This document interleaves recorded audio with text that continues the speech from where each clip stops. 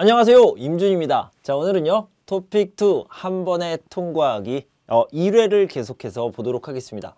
자, 여러분들이 좀 어려워하는 쓰기 부분인데요, 저와 같이 공부하면 어렵지 않게 느낄 수 있을 겁니다. 하나씩 네 문제를 차례대로 풀어보도록 하겠습니다. 먼저 51번입니다. 자, 51번과 52번은요 이렇게 기역, 니은, 빈칸이 두 개가 나오는 문제인데요. 51번 같은 경우에는요, 초중급 수준, 그러니까 좀 낮은 수준의 문제입니다. 여러분 모두 충분히 맞출 수 있습니다. 긴장하지 말고 천천히 같이 한번 풀어봅시다. 자, 모시는 결, 마주보고 사랑을 키워온 저희 두 사람이 이제 한 곳을 바라보며 평생을 어떻게 라고 얘기했고요. 바쁘시더라도 참석하셔서 자리를 빛내주시면 감사하겠습니다. 여러분의 축복과 격려가 새롭게 출발하는 저희 두 사람에게 어떻습니까? 이렇게 얘기하고 있는데요. 자, 이것은 어떤 글입니까? 어디에서 볼 수 있는 글일까요? 어떤 카드에서 이렇게 볼 수 있는 건데요. 여기에 이렇게 써 있는 거죠. 자, 이 카드를 뭐라고 얘기하냐면 웨딩 인바이팅 카드라고 얘기합니다. 한국어로는요 청첩장이라고 하죠. 그래서 이 두 사람이 결혼하는 것을 어떻게 알 수 있습니까? 결혼식 초대장인 청첩장인 것을 어떻게 알 수 있습니까? 새롭게 출발하는 저희 두 사람이라고 얘기했죠. 그래서 남자와 여자가 이렇게 서로 사랑해서 결혼한다, 새롭게 출발한다, 여기에서 청첩장이라는 것을 알 수 있습니다. 이 청첩장에 관련된 것들이요 51번에 자주 나옵니다. 그래서 여러분들 꼭 알아두시기 바랍니다. 자, 그럼 우리 기억 부분부터 한번 같이 풀어보도록 하겠습니다. 자, 모시는 글이라고 했는데요, 이렇게 표현하기도 합니다. 초대합니다. 제가 인바이팅 카드라고 얘기했죠. 초대합니다, 와주세요, 이렇게 얘기하고 있죠. 마주보고 사랑을 키워온 저희 두 사람이 이제 한 곳을 바라보며 평생을 어떻게 해요? 계획하고 있습니다. 함께하다, 이런 말이 들어가면 되겠네요. 함께 하려고 합니다, 이런 말이 들어갈 수 있겠습니다. 자, 그래서 평생을 함께하다 무슨 뜻입니까? 결혼을 하려고 합니다. 선생님, 그러면 여기에 결혼이라고 얘기해도 됩니까? 아니요. 평생을 함께하다가 결혼이고요. 평생을이 없으면 결혼하려고 합니다, 이것도 괜찮습니다. 평생을이 앞에 있기 때문에 함께 하려고 합니다 또는 함께 하고자 합니다, 이렇게 하는 것이 가장 좋습니다. 자, 이 뒷부분을 보면요, 감사하겠습니다, 이렇게 씁니다 표현이 있잖아요. 그래서 여기에서는 함께 하려고 해요 라고 하는 것보다 합니다 라고 글을 통일해 주시는 것이 좋겠습니다. 자, 니은 부분을 살펴봅시다. 바쁘시더라도 참석하셔서 자리를 빛내주시면, 자리를 더 좋게 만들어주시면, 자, 써볼게요. 좋게 만들다, 빛내다 라고 얘기했습니다. 좋게 만들다, 빛내주시면 감사하겠습니다. 여러분의 축복과 격려가 어때요? 우리에게 너무 좋아요, 이런 의미가 되겠죠. 그래서 여러분의 축복과 격려가 새롭게 출발하는 저희 두 사람, 결혼하는 저희 두 사람에게 어떻게 됐습니까? 너무 좋아요, 큰 힘이 되다 라고 일반적으로 표현합니다. 그런데 됩니다, 습니다체를 써서요, 큰 힘이 됩니다. 자, 이 힘이라는 것은요 도움이라는 의미가 되겠죠. 그런데 큰 도움이 됩니다가 아니라 큰 힘이 됩니다 라고 써주는 게 더 잘 어울립니다. 자, 아까 말씀드린 것처럼 이런 청첩장에 나오는 문구, 이런 문장들은요 51번에서 자주 나옵니다. 여러분들이 이렇게 일반적으로 써 있는 이런 문장들을 꼭 외워두시기 바랍니다. 자, 정답을 확인해 봅시다. 여기 보면요, 마주보고 사랑을 키워온 저희 두 사람이 이제 한 곳을 바라보며 평생을 함께 하고자 합니다, 함께 하려고 합니다 라고 얘기했고요. 바쁘시더라도 참석하셔서 자리를 빛내주시면 감사하겠습니다. 여러분의 축복과 격려가 새롭게 출발하는, 결혼하는 저희 두 사람에게 큰 힘이 됩니다. 큰 힘이 될 것입니다. 자, 아까도 얘기했지만 여기는 도움이지만 도움이라는 말은 잘 안 쓰고요. 큰 힘이 됩니다. 일반적으로 보통 이렇게 써요. 자, 이제 52번으로 가보도록 하겠습니다. 성공한 사람들에게는 두 가지 공통점이 있다. 그것은 대부분 어려서부터 뛰어난 재능을 발견하고 시련과 좌절 속에서도 포기하기는커녕, 자, 포기하기는커녕이라고 나와 있는데요.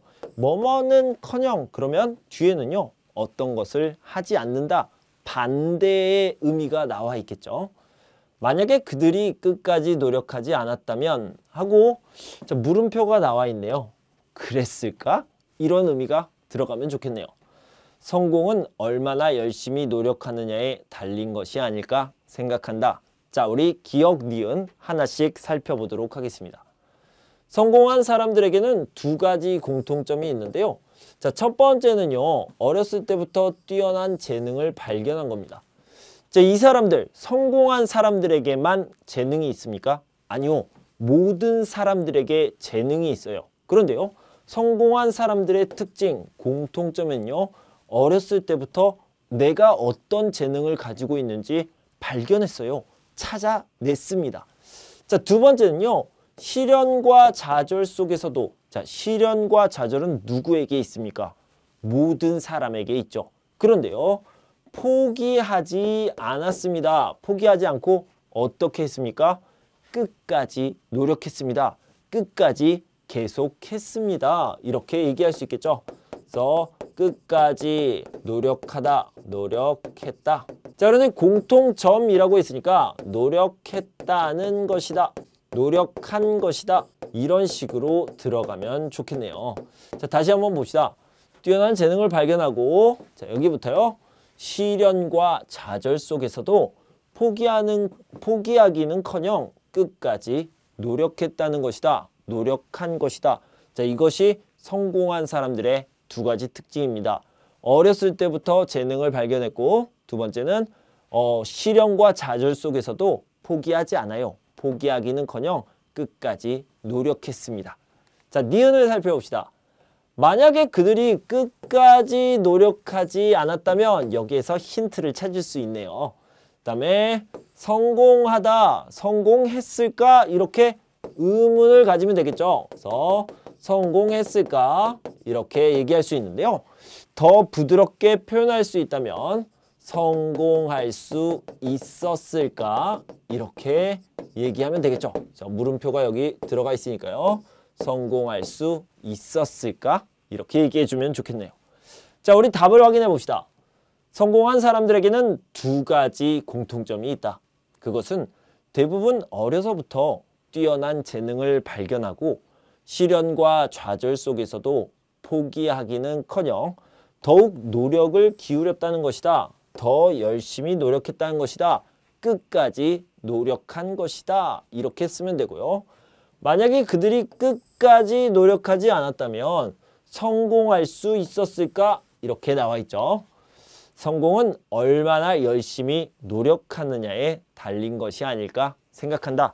자, 아까도 얘기했지만 시련과 좌절은 누구에게 있어요? 모든 사람에게 있습니다. 그래서 끝까지 노력하는 사람이 성공하는 겁니다. 자, 여러분 쓰기 어렵죠? 쓰기 어려운데요. 여러분들이 끝까지 노력하면 51번부터 54번까지 여러분들 높은 점수를 받을 수 있을 겁니다. 그러니까 끝까지 노력해 봅시다. 자, 이제 53번 문제입니다. 53번은요. 이렇게 그래프를 설명하는 문제입니다. 이렇게 설명을 하는데, 자, 여기를 좀 살펴볼게요. 온라인 사용 목적 10대와 40대를 나눴습니다. 자, 이렇게 나이가 차이가 나요. 나이. 그래서 40대라는 나이, 10대라는 나이가 있는데 이 나이를 다른 말로 뭐라고 얘기합니까? 연령이라고 이야기할 수 있겠죠. 이 연령에 따라서 온라인 인터넷이죠. 인터넷의 사용 목적, 왜 사용합니까? 이것이 조금 다르다는 것을 알 수 있죠. 그래서 여러분들이 편하게 생각하면요. 10대는요. 공부해야 되는 나이예요. 그래서 공부를 많이 하네요. 쇼핑도 많이 해요. 자, 40대는 어때요? 공부 안 해요. 정보 검색을 더 많이 합니다.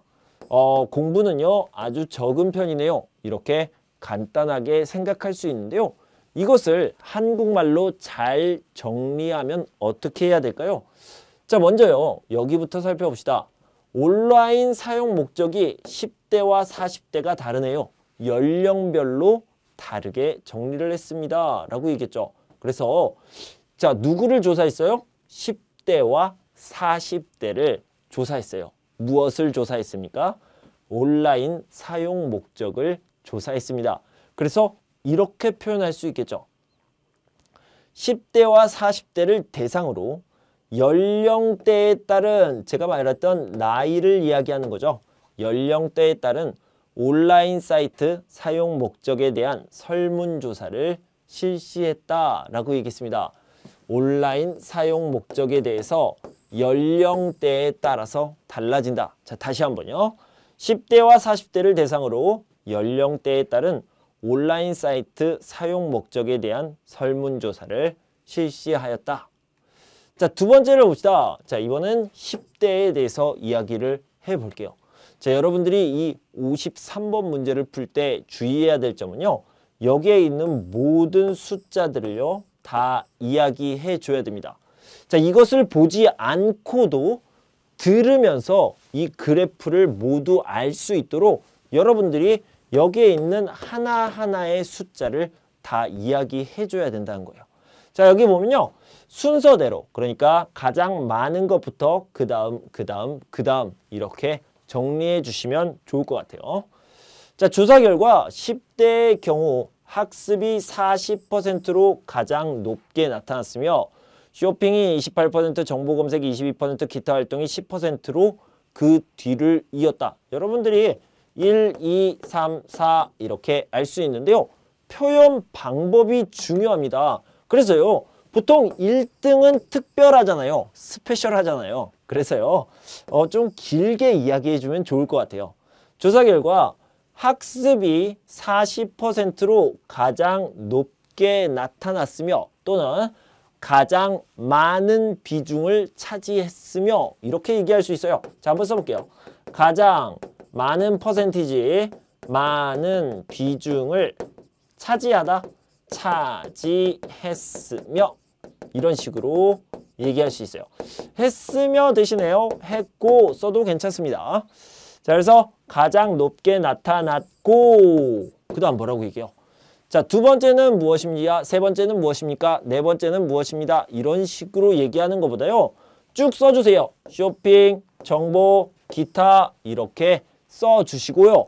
그 뒤를 이었다라고 얘기할 수 있고요. 또는 뭐뭐 순으로 나타났다. 뭐뭐 순으로 나타났다. 이렇게 표현을 해줄 수 있습니다. 그래서 여러 가지 표현 중에서요. 여러분들이 가장 좋아하는 표현, 가장 자신 있는 표현으로 머릿속에 잘 정리해 두세요. 그리고 표를 보면 밑에를 보지 않고도요. 자, 봅시다. 밑에를 보지 않고도 10대의 경우 학습이 40%로 가장 높게 나타났고 쇼핑이 28%, 정보 검색이 22%, 기타가 10%로 그 뒤를 이었다. 이렇게 보기만 하고도 말로 할 수 있을 정도로 연습을 해보시면 좋겠습니다. 자, 이렇게 연습을 했으니까요. 똑같이 한번 해봅시다. 40대는 어때요? 정보 검색 1등, 쇼핑 2등, 기타 3등, 학습 4등 이렇게 되어 있잖아요. 그래서 40대의 경우는 자, 여기에 보지 않고도요. 이런 식으로 이야기할 수 있겠죠. 정보 검색이 50%로 가장 높게 나타났으며 쇼핑이 23%, 기타가 22%, 학습이 5%로 나타났다. 이렇게 얘기할 수 있는데요. 그런데 좀 다르게 표현해도 괜찮습니다. 자, 이 50%라는 것은 어떤 의미예요? 이거죠. half. 절반이라고 표현을 할 수 있습니다. 그래서 이런 50이라는 특별한 숫자는요. 여러분들이 좀 바꿔서 표현하면 더 높은 점수를 얻을 수 있겠죠. 자, 반면에 40대는 정보 검색이 전체의 절반인 50%로 가장 높게 나타났으며 나머지는 비슷해요. 쇼핑이 23%, 기타 활동이 22%로 그 뒤를 이었다 또는 조사되었다, 나타났다 라고 얘기할 수 있습니다. 자, 그런데요. 5%는 또 어떤 특징이 있습니까? 아주 낮은 퍼센트다라는 느낌이 있죠. 아주 낮은 퍼센트. 그래서 학습은 5%로 가장 낮게 나타났다. 또는요. 이렇게 표현할 수 있습니다. 학습은 5%로 아주 낮습니다. 적습니다. 라는 뜻으로 5%에 그쳤다. 그치다. 그쳤다 라고 얘기할 수 있습니다. 이런 표현도 알아두시면 좋겠습니다. 학습은 5%로 가장 낮게 나타났다. 5%에 그쳤다. 이런 식으로 얘기할 수 있어요. 자, 그러면 전체적으로 분석을 해보도록 하겠습니다. 자, 10대와 40대를 살펴보니까 10대는 학습이 가장 많고요. 40대는 정보 검색이 가장 많아요. 이렇게 순위, 순서가 좀 바뀌었네요. 사용 목적이 좀 달라요. 뭐에 따라서 다릅니까? 나이에 따라서, 연령에 따라서, 연령에 따라서, 나이에 따라서 좀 다른 것으로 나타났네요. 자, 봅시다. 이상의 설문조사 결과를 통하여 이용자의 나이와 온라인 사이트 사용 목적이 직접적으로 관계가 있다는 것을 알 수 있다라고 얘기했고요.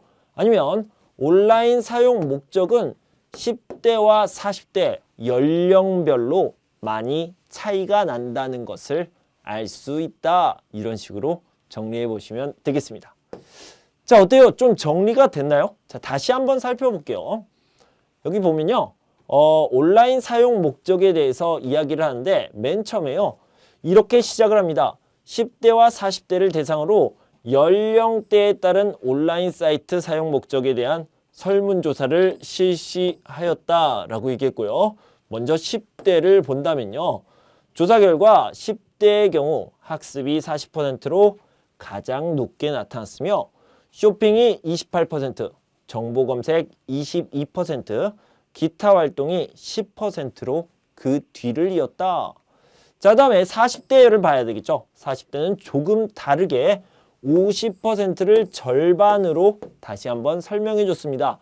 반면에 40대는 정보 검색이 전체의 절반인 50%로 가장 높게 나타났으며 쇼핑이 23%, 기타 활동 22%로 조사되었다.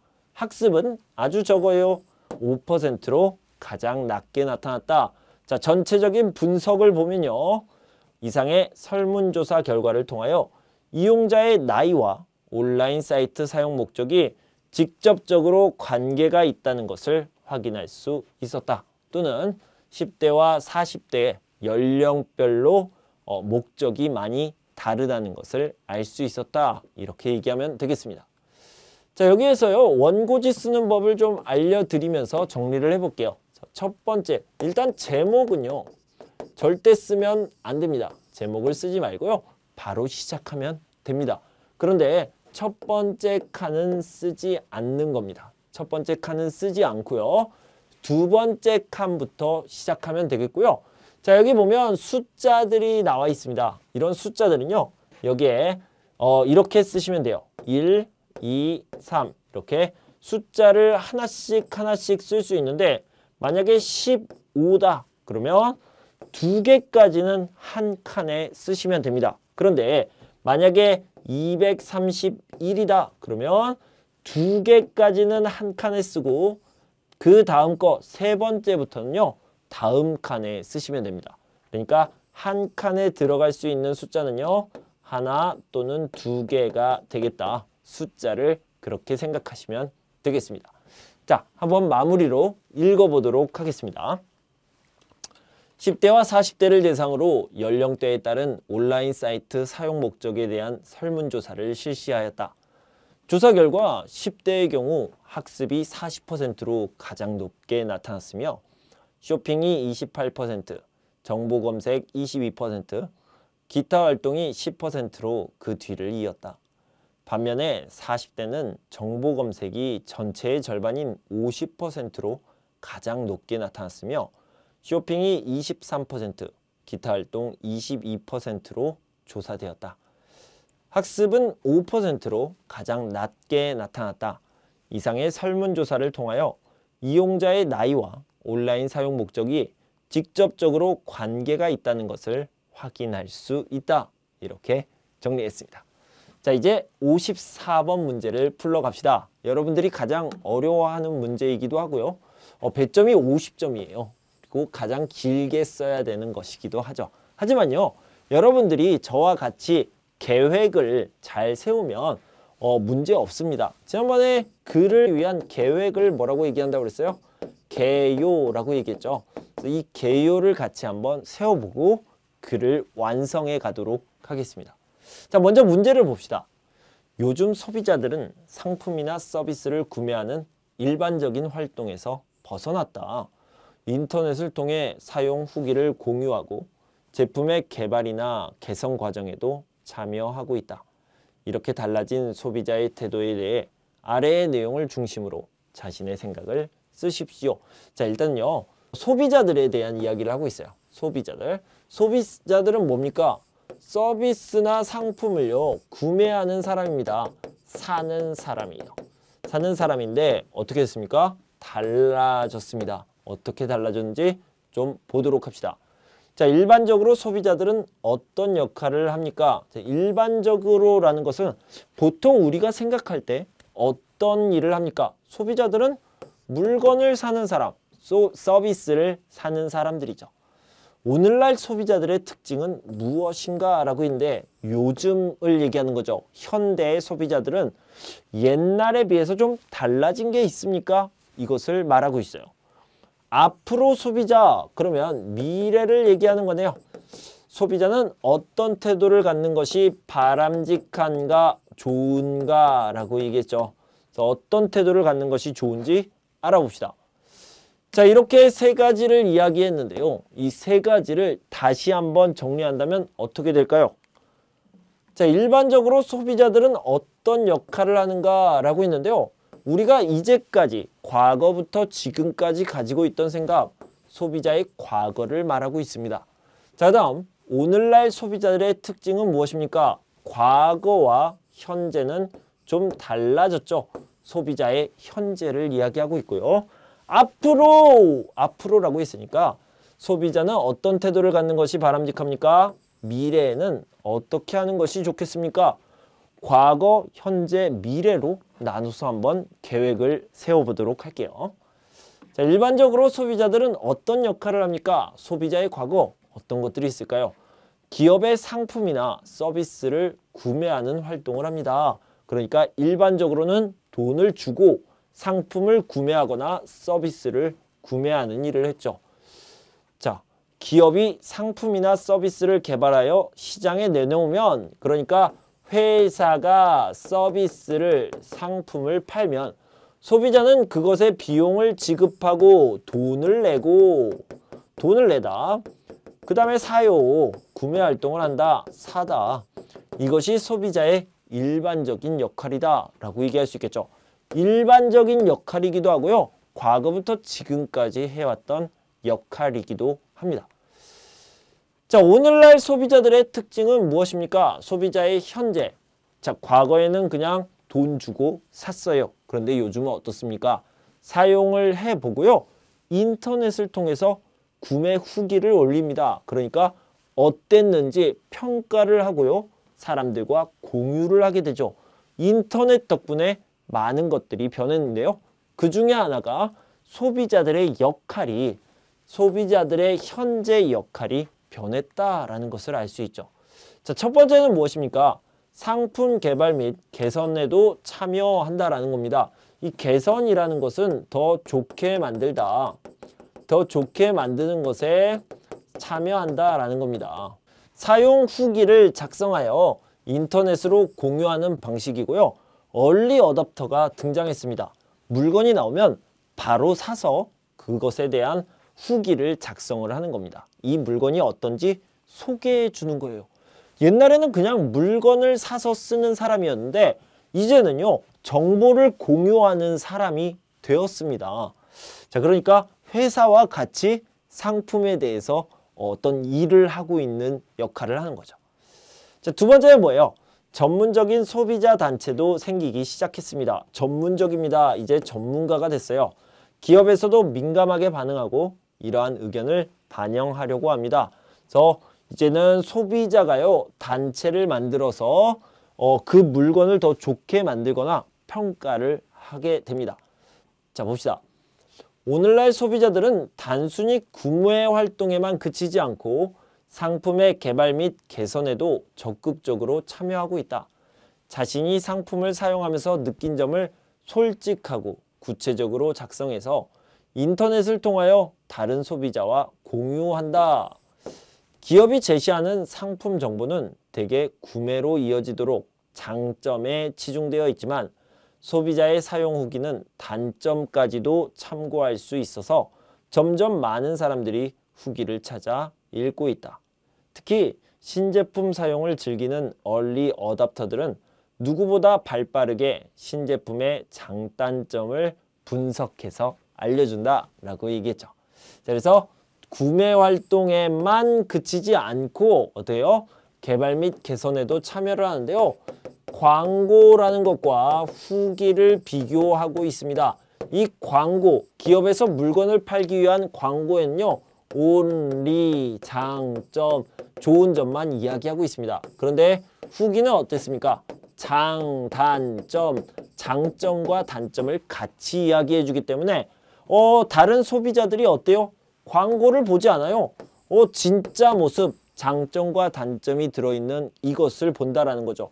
그만큼 영향력이 더 커졌다라고 생각하시면 되겠습니다. 자, 다음에 두 번째는요, 소비자 단체에 대해서 이야기를 해보도록 하겠습니다.